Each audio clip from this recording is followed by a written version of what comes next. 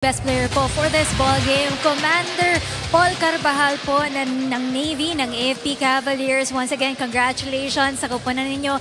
8-0 sa win-loss record. Wala pang dungis, no? Isa ba sa mga bigat na pinaghandaan nyo ang kupunan ng BJMP Greyhounds? Dahil alam nyo, they're coming from 5 straight wins at mabigat din itong kanilang kupunan.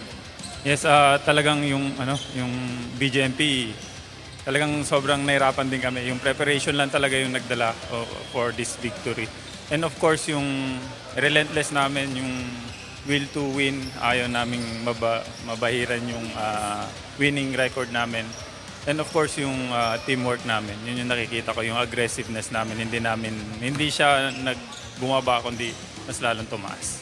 Ang goal nyo for this season is to have a clean slate dun sa inyong win-loss record. And secondly, walang injuries, no? How will you make sure na wala kayong injuries all throughout the matches here in the Executives Face-Off? Dahil mabibigat pa rin yung mga susunod yung games dito. You have 2 more games left, no? GSIS at kontra sa PNP dito sa ating quarterfinals round.